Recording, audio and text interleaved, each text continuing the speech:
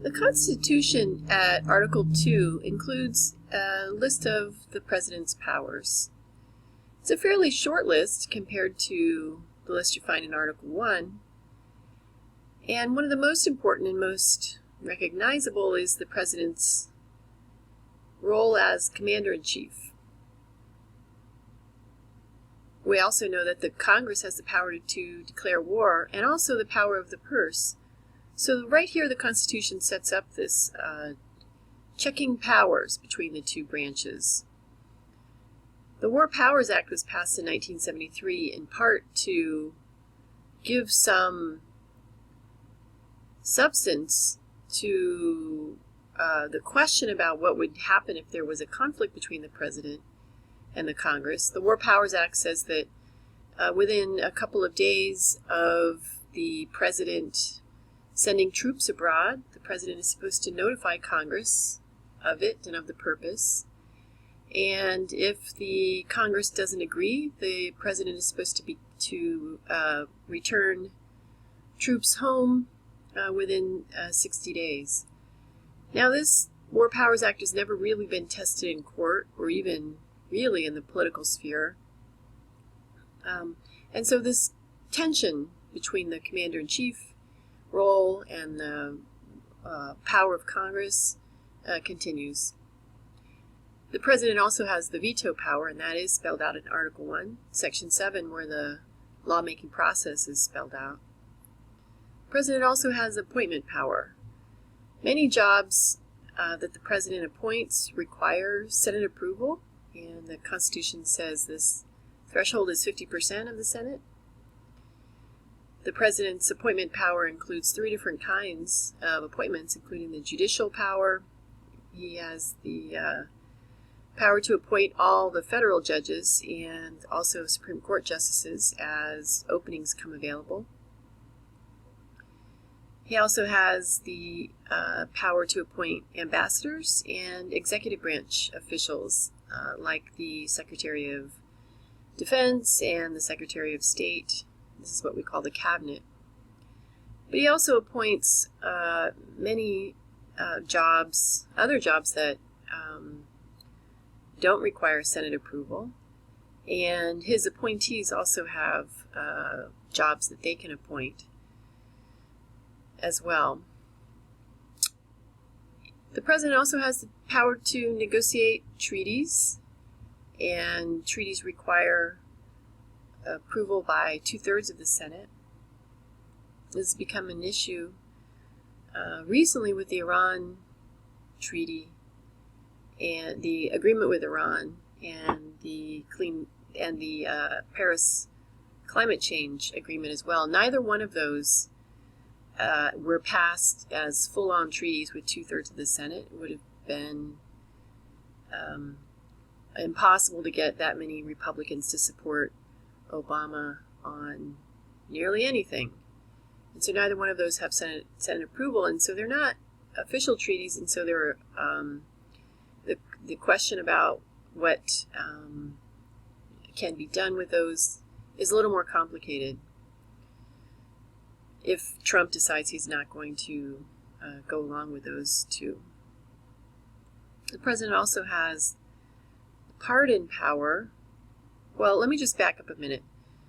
So on this question of the Iran agreement, for instance, what happened with the Iran agreement is that the President knew that there was no way to get 2/3 of the Senate to agree to it, and so he was going to just approve it with just the presidential executive agreement.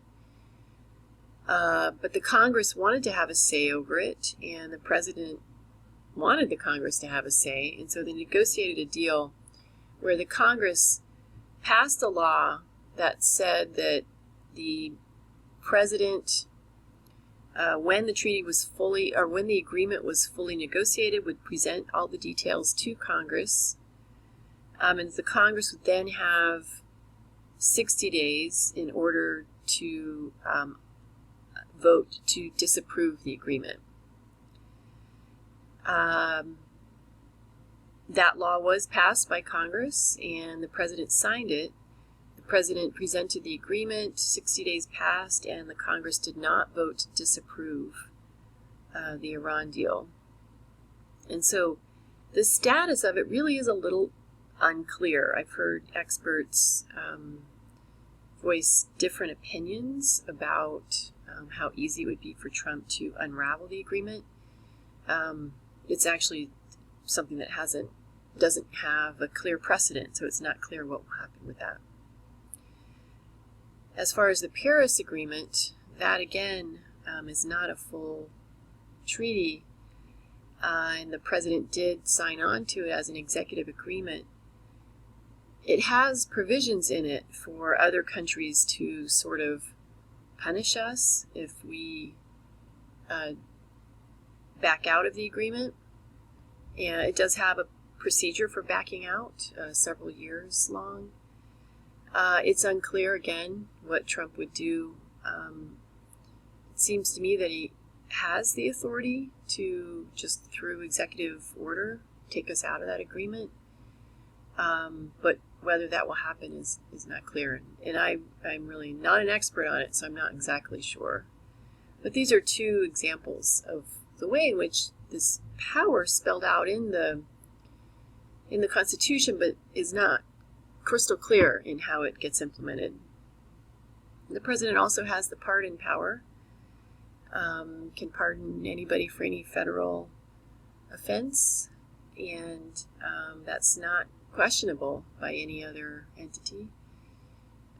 President Obama has had a fairly low number of pardons, mostly people in federal prisons for nonviolent drug offenses. Those are carried out through the Department of Justice. There's an office at the Department of Justice that accepts requests for pardons, presidential pardons. There's a move afoot right now to try to have the president pardon people who were brought here as children in an undocumented status. It's unclear what's going to happen with that. The president also has the power to take care that the laws be faithfully executed. This is called the Take Care Clause. It's the part of the Constitution that sits the president on top of the federal bureaucracy and puts him in charge of the implementation of federal laws.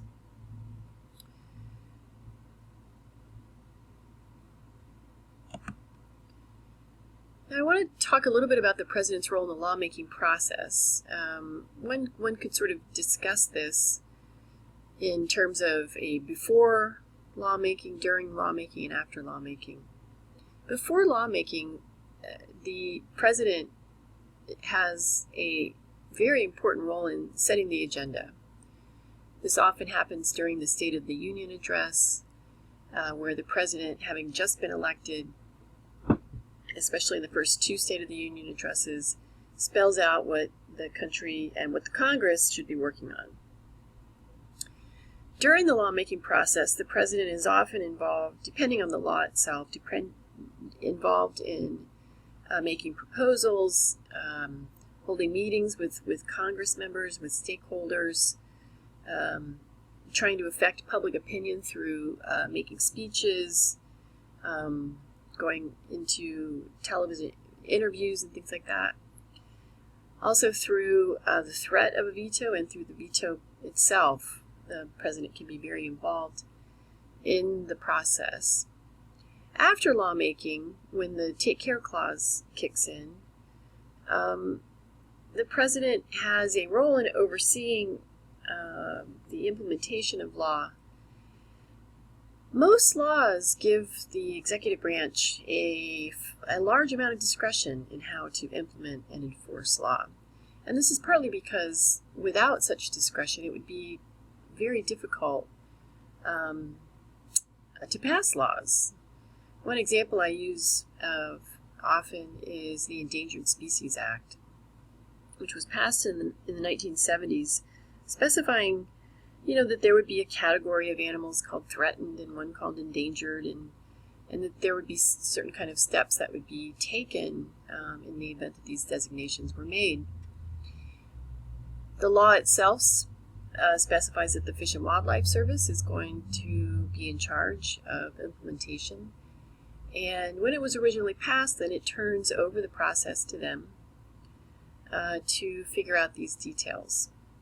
But one really important detail that is not in the law is which animals are threatened and which ones are endangered, and what is the criteria for deciding which ones are threatened and which ones are endangered. That's not in the law, and that can make all the difference in the world, of course, as to what the effect of the law is going to be long term. But that is turned over to the executive branch. The process by which the bureaucrats in the executive branch figure out all of these details is called the federal rulemaking process. And it's governed by another law passed by Congress called the Administrative Procedures Act.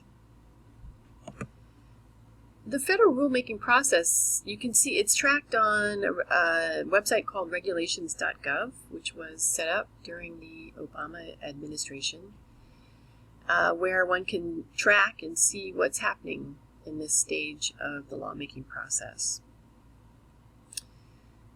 The first step in the process essentially is the law passed by Congress that does specify which part of the bureaucracy will implement the law, like the Endangered Species Act saying that the Fish and Wildlife Service would do this, and specifying what rules need to be written. Often you'll also find a timeline in the law, which are loosely upheld. It's pretty difficult to stick to the time frames that are in the laws, usually. And so once a law is passed, then the bureaucrats get the language of the law as well as the guidance that was, the discussion of the law that was done by the committee that passed the law. And they'll look at that and say, okay, well, what does the law require? What is it? What does this law mean? What are we supposed to do? They'll eventually publish what's called a proposed rule, and that's what you'll see on regulations.gov. And the proposed rule will say, okay, here's the criteria, here's how we're going to carry this out, and sometimes here's the animals. And then there's a public comment period. This is one of the only points where citizens are invited to participate in a direct way in governing at the federal level. Anybody can comment on a proposed rule and say either I don't think that's what the law meant, or this isn't going to work, or I object to this for this reason, or this is a great idea because of this. After the public comment period closes, all the comments are read by the bureaucrats and they're incorporated, or they're not incorporated, and then a final rule is published along with a response to comments. The rules that go through this process do have the force of law in court. Let me just show you the regulations.gov website real fast. You can see different rules that are trending right now. Let me just show you this. It's always so interesting. Every time I bring this up in class, there is always at least one having to do with the Endangered Species Act. So when a law is passed, and this was originally passed in the 1970s, things change over time. And so there's a process spelled out in the law for a continual, updating of the criteria and the process. The criteria and the animals. And this is carried out through the rulemaking process. So the rulemaking process itself is a continuation through time of our determinations about what laws mean and how they're going to get applied.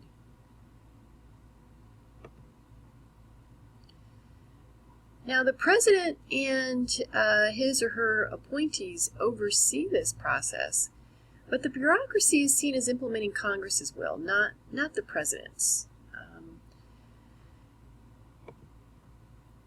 And this turns us to a debate that you're going to be writing about in your paper, the debate between Neustadt and Howell, or their discussion about the nature of presidential power. Now, Richard Neustadt, he originally published his take on presidential power back in the 1960s. And he argued that presidential powers, the ones that we talked about spelled out in the Constitution, are fairly minimal, and that they only set up essentially a vessel for power, which is empty, that has to be filled in by presidents who are skilled at persuading Congress to go along with them. All of the powers that we see on that list of powers really do require or imply some sort of congressional role in oversight, and also in the power of the purse, in going along with appointments, and in order for a president to truly have power to bring their agenda into fruition, they really have to be able to persuade Congress to go along with them through bargaining. Now, Howell comes along many years later and writes a book called Power Without Persuasion. And what he's interested in is the rise of what we call unilateral power, the ability of the president to act without needing really to persuade Congress through things like executive orders, through shaping the implementation process, through what we call signing statements, through prosecutorial discretion. And this is what you're going to be thinking about. So understanding what it is that he's talking about, describing what it is, what conditions enable this rise of unilateral power.